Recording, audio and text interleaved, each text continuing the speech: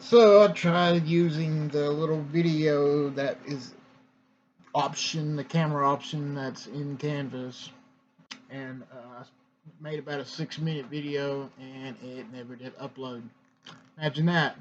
So I had to delete it, and now I'm having to go through YouTube to put it on the discussion board. So bear with me, I'm not quite as thrilled as I was when I made the first video, because who wants to do the same thing over and over again? No one. So, talking about trauma. Yay, trauma. That's such a buzzword these days. Everybody's talking about trauma, trauma this, trauma that. Everything's talking about trauma, which is great. That's awesome. Um, there should be a lot of talk about trauma. However, you know, I think we need to come to an understanding of what trauma is. Um, and in the book, Trauma Theory, on chapter 12 by Cooper and Lesser, they define trauma as an experience that is extremely upsetting, at least temporarily overwhelms the individual's internal resources, and produces lasting psychological symptoms. That's a pretty good definition of it. Um, but trauma is such a broad spectrum of things because, what could be traumatic for me may not be so traumatic for you. A life shattering, mind breaking experience for me may be a normal Tuesday for you, you know, and that's perfectly fine. That's okay. We all react to things differently, and of course, there's different levels of trauma. A long term pet dying versus being brutally raped, while both can be considered traumatic, one is significantly worse than the other. So we have to look at all of that whenever we're talking about trauma and when we're working with somebody who's had a traumatic experience. And with that being said, we got to look at the person's reaction. Are they reacting appropriately to the level of trauma? If their long-term pet has died, but yet it's affecting their entire life after several months, that might not be an appropriate reaction. So we got to look at that too. Um,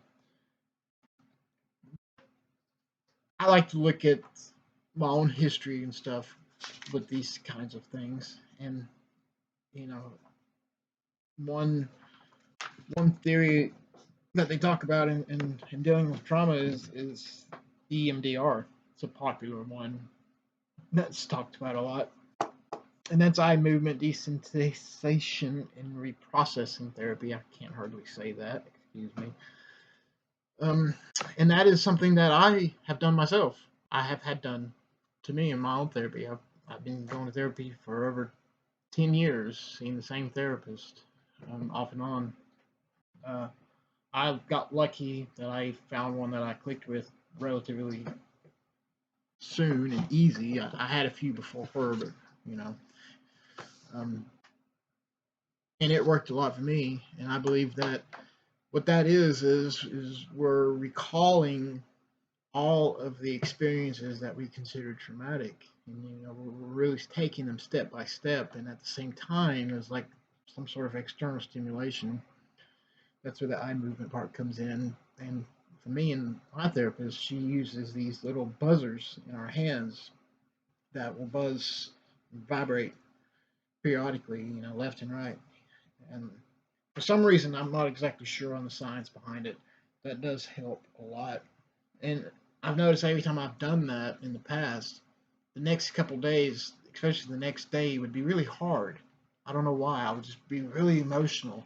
But it would be kind of like an emotional breakthrough. Even though I was feeling emotional, after a while it started to just lift and disappear, and I started to be okay and accept the things I was feeling, and decided to, okay, well, I'm okay with this. I'm okay with this. I'm at peace with this, and I'm gonna move on. And that kind of blends into exposure treatment, where we're slowly exposing ourselves to the memories and to the visions and stuff that we experienced while dealing with the traumatic event. And my apologies. This video is going to be longer than 5 minutes.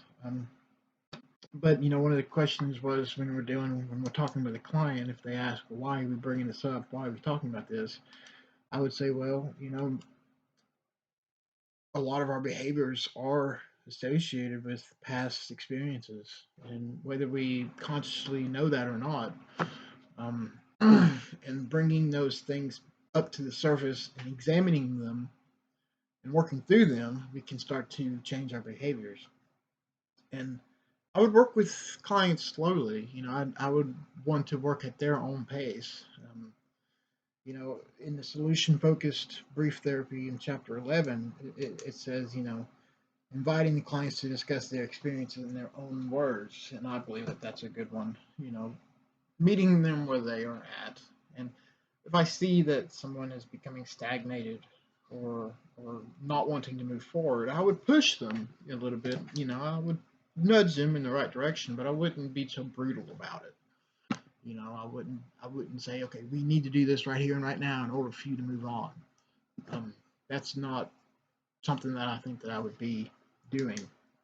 But then again, as we get out and we actually start practicing these things on our own, I would imagine the first few years that we're practicing, we're going to start seeing things that works for us and things that doesn't. So my opinions and my thoughts and stuff may change.